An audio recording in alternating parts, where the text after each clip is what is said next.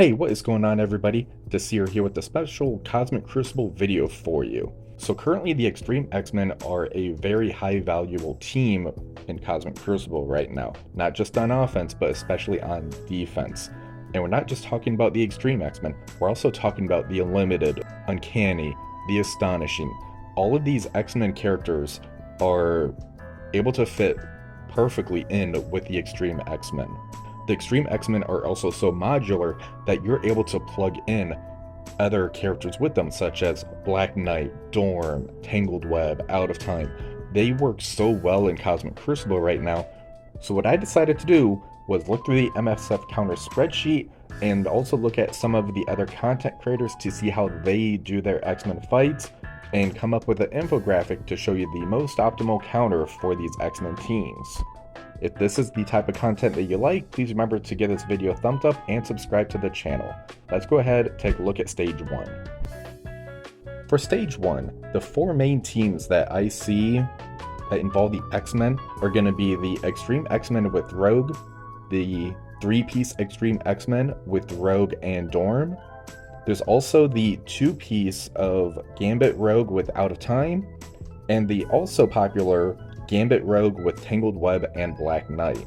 For the first fight, when you're going against the 4-piece Extreme X-Men and Rogue, the Superior 6 with Vulture, and then it's your choice if you want to use Spider Slayer or Lizard as the 5th member. Vulture is very important as the fact that he removes the speed up on spawn from Nightcrawler and the other Extreme X-Men members, making it to where you can really go first and ramp up with the turn rewinds from Vulture on turn 2 and Green Goblin Classic on turn 1. Kraven is there for the ability block on either Forge or Rogue. I typically use it on Forge. Doc Ock is there to be able to give the extra health boost to the Superior 6 members. And then as far as Lizard goes, you can either keep him on this team, or what I typically do is I remove him from this and use him as a counter for a Stage 6 team, which if you watch my videos, you'll see I usually use Cabal with Lizard and somebody else against the Secret Defenders team that's usually on there. If you end up going with the Spider Slayer route, he gives the team offense up so you're able to do more damage. So it's really a pick and choose between the Spider Slayer and Lizard, but the other 4 members are very important in this matchup. For the second fight, where it's the 3-piece Extreme X-Men, Rogue and Dorm, Dorky Dad did a video to where he used the Super Skrull with Hive Mind, and I've seen a couple other people I believe use this as well. This is a pretty efficient counter because you have the 2 heroes, 2 villains, so Super Skrull's able to get his full capacity. You're able to do a lot of control with the ability blocks on Forge and throwing the debuffs back at them. You have a lot of burst damage too, and they're very durable to where the pings from Gambit aren't really going to interrupt your game flow. For these next 2 fights, I actually referenced Jex. He has these fights on that MSF Counter spreadsheet, so I'm going to make sure to put that spreadsheet along with any other fights that I reference on there in that description, because I want to make sure to give the callouts to those players. In regards to the fight, Apocalypse is usually a really good counter against Black Knight because he's able to do that Falcon Punch on there.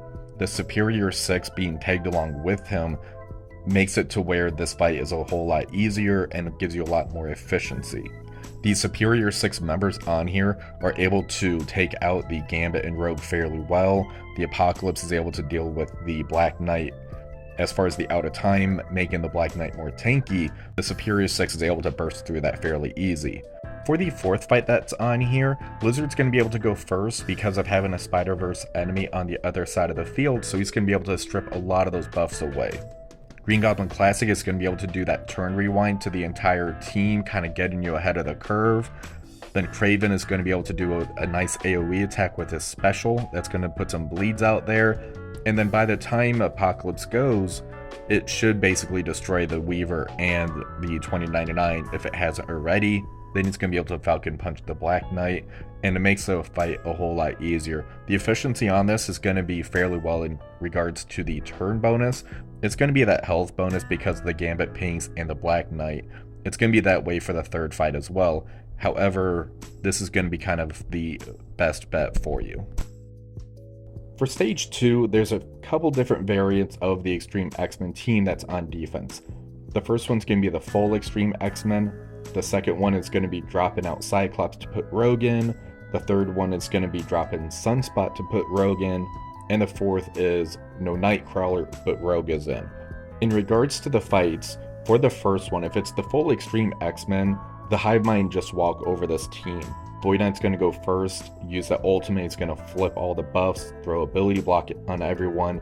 Because they're all bunched together, just kind of use your abilities as they come along, and you just destroy them out of sheer power for what the Hive Mind can do. Now for the second and the fourth fight, where you're going to use Pegasus against these teams, there are videos with Valley Flying and Jex doing these fights. I attempted it myself and it actually went poorly. The thought process behind it is Kestrel's going to try to use the ultimate on Forge, and you can hopefully one-shot him by getting the crit. If not, Rogue may get the taunt on herself. From there, you're going to be using your ultimates, and it's going to be RNG depending on who gets stunned, who gets blind, and when you flip those buffs to debuffs. The videos do look very good as far as how you want to attempt to do this, so I highly encourage you, if you're going to do this fight, watch the video first for both of these fights, so that way you can determine if this is a fight that you want to use, or if you want to use that third fight that's on here, where it's going to be the Bifrost with Super Scroll. That fight's going to make it a whole lot easier, but it is going to eat up your Super Scroll. So this is more about efficiency and when you want to use your Super Scrolls. That's why I have these teams listed on here this way. Now for the Super Scroll fight, this video is from Jex as well. The way this one's going to play out is Sylvie's going to use her ultimate at the start to do that turn meter rewind. Super Scroll is going to be doing the turn meter rewind as well, and you're just biding your time.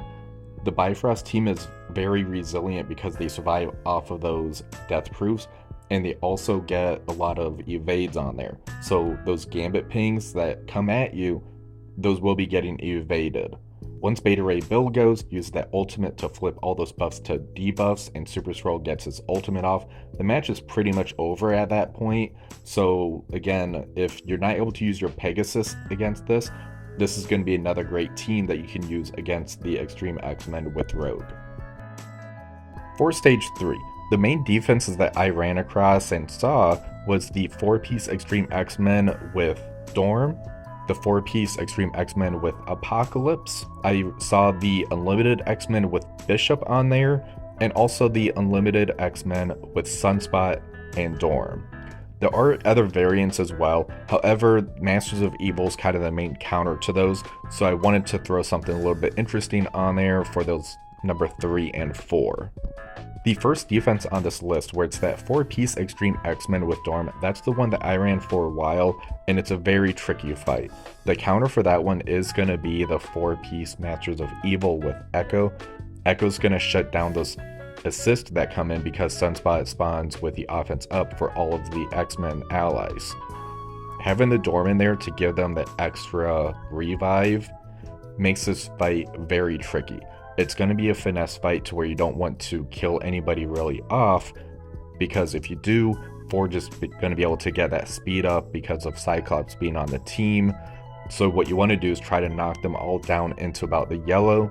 Kang uses the ultimate and basically tries to go for the one shot where they can't get the revive. For the 4-piece Extreme X-Men with Apocalypse, the Superior 6 with Apocalypse destroys that team very easily. The Nightcrawler is going to go first, and he's going to use a special. Then Green Goblin Classic's going to go. That's going to throw trauma and a bunch of debuffs out there, along with that turn meter rewind, which is very important. Kraven's going to be able to do an ability block to any of the members on the other team, and then you just kind of start steamrolling them. Once your Apocalypse goes and uses the ultimate, because yours will be going first, your Apocalypse is going to be able to do his ultimate, and the match is pretty much over after that. You may be able to try out the Masters of Evil with Apocalypse against this, if you really want to try to do the dice and gamble on it. However, this is going to be the safer bet, and the one that's going to get you the most efficiency. For the Unlimited X-Men with Bishop, Purple Sticky has a fight on this one. It's on the spreadsheet as well. The way this fight's going to play out is Masters of Evil just walks over this team. You don't need Echo on it because they don't really spawn with the offense up to worry about those assists coming in, and you start killing them off even before they really get a turn. The Unlimited X-Men kind of has the power crest stats on there, so Dazzler and Sunfire will both die fairly easy. A high-built Bishop could throw the match off, which is why you want the full Masters of Evil. With the full Masters of Evil, once Kane gets his turn, it throws vulnerable on everybody, so you're still able to get that striker attack for the team. The video was very fast and very clean, so definitely check that out if you run across this matchup. For the 3-piece Unlimited X-Men with Dorm and Sunspot, Dorky Dad has a video on this one. Again, that's going to be in the description below because that is not on the spreadsheet. The full Masters of Evil team did very well against this. The Unlimited X-Men, Sunspot, and Dorm are all very slow characters, so you don't need to really worry about the Echo composition being added in here. And Ultron actually works very well because you're able to do a turn meter rewind and make it to where they're even slower. You're basically just going to do what we mentioned in the first fight for Stage 3, where you're going to knock them all into that yellow range, and once King uses that ultimate, it's just going to eat right through them. Another option they can do is maybe try to get a few kills to make sure that they don't really get their turn, and then once King goes, try to make sure they still are low enough to where that King ultimate just kills them and eats through that revive once. For Stage 4, this is going to be kind of an interesting one because of that lower health pool that the villains get, and a lot of the teams that we've seen so far are actually villains. So the first fight that we're going to look at is going to be the full Extreme X-Men. The second one will be the 4-piece Extreme X-Men with Black Knight added in. The third is the Unlimited X-Men with Dorm, and then the Unlimited X-Men with Quicksilver. For the full Extreme X-Men team, Dorky Dad has a video, and he ended up using the 2-piece Bifrost with Vulture to remove that Speed Up, Super Skrull, and Doom. Doom actually did nothing in this matchup for him, and it wasn't pretty. Vol ended up doing the ultimate at the end to finish the match, which brought 2 characters back to life to kind of help out with that efficiency. I think if you went with the Super Skrull Bifrost or Super Skrull Hive Mind, that could work better for you in this type of matchup, but I don't have video on that, so I can't really say for certain. So for now, I do have the match that's listed here. For the 4-piece Extreme X-Men and Black Knight, this was a match that I did previously where I used the Superior 6 with Vulture and Apocalypse. Vulture was able to do the special and flip the buffs on the Black Knight. However, you definitely feel those retaliates anytime Black Knight does hit you. The minus 25% health is definitely noticeable, and I almost lost this matchup. It really came down to Apocalypse doing the ultimate, doing the Falcon Punch, and then dying, and then it came down to Green Goblin Classic doing the special to finish the match off. This almost ended up as a 2-tap, so definitely beware if you take this matchup. It can work, however there is a chance of failure on this one, dependent on the sides of the Black Knight. For the Unlimited X-Men with Dorm, this actually came from the Walking Hate. So that's the 2-piece Tangled Web with Nova, Red Hulk, and Vulture. Vulture was there mainly to remove the evades with the ultimate on turn 1. You have Red Hulk to be able to remove the revive once on his special. And then there's also Nova and Weaver who have permakills. So this was a pretty good hit on this team, to where once Nova got the ultimate off, it really wiped most of the team off, and then it came down to easy pickings with Weaver and the rest of the team for those permakills. For the Unlimited X-Men with Quicksilver, Dorky Dad ended up using a 3-piece Horseman team where it was Archangel, Red Hulk, Apocalypse, and then he added in Carnage and Red Goblin. This was a very quick matchup, and definitely seemed like a little bit of overkill. The Apocalypse you probably swap out with somebody else, but essentially every time you get a kill, you're getting turn rewind with Archangel, and Carnage gets that speed up for him and Red Goblin. Red Hulk does synergize very well with Apocalypse, so if you make it to where you don't need Apocalypse in another room, this is a great addition to this team. For Stage 5, the teams that we're going to be looking at are the full Extreme X-Men again, the 4-piece Extreme X-Men with Phoenix, the 4-piece Extreme X-Men with Dorm, and the 3-piece Extreme X-Men with Rogue and Black Knight. For the full Extreme X-Men team, I did a fight where I used the Superior 6 with Mysterio into this. Now you can definitely sub out the Mysterio for Vulture if you would like, because as I mentioned previously, Vulture does a great counter into the Extreme X-Men and anytime there's a Nightcrawler on the field. Now, the one that I did sub out for this was Lizard, because I wanted to have the offense up. I wanted to have the ability blocks from Kraven, so Lizard was the one that I did drop for this fight.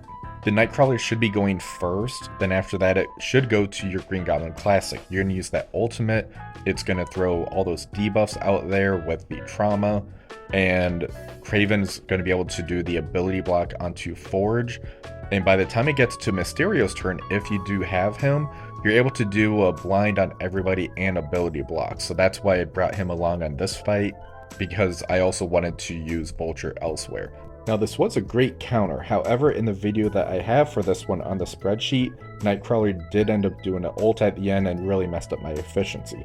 So definitely beware of the Nightcrawler and the Gambit threats on this fight.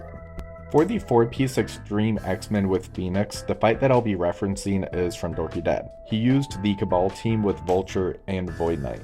Vulture will be going first in this fight because of all the heroes on the other side of the field.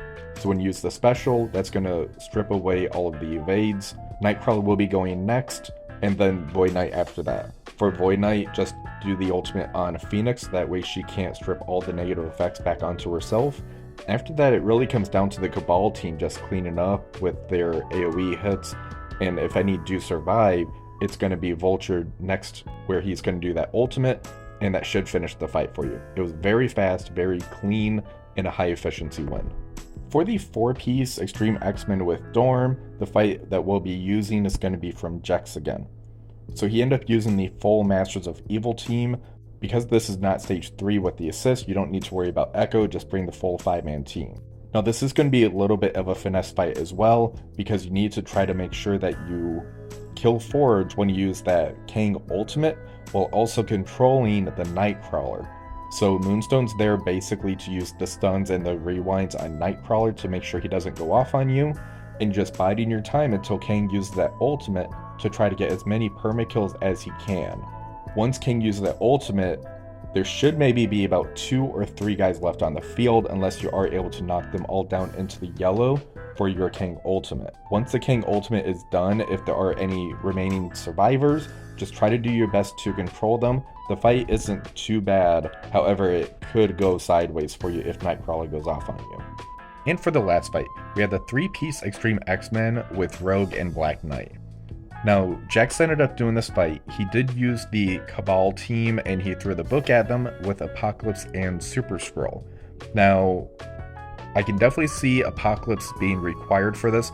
You should be able to swap out Super Skrull for maybe a Spider-Man Big Time or Void Knight to try to get that flip to get those buffs off of the Black Knight. And when Apocalypse ends up doing his ultimate, that should be able to get the Falcon Punch onto the Black Knight. If not, you have Leader Special to where that he's able to call those assists in to try to kill the Black Knight through that. So again, I don't think Super Skrull is going to be a requirement for this fight. However, it was probably one of those things where he was able to spare him where he didn't need him elsewhere, so he just added it to this matchup. And that is all the fights I have to show you guys today. I don't have anything for stage 6. If you do see any X-Men in the stage 6, you should be able to reference one of the other infographics and try to figure something out or use one of those teams on that matchup.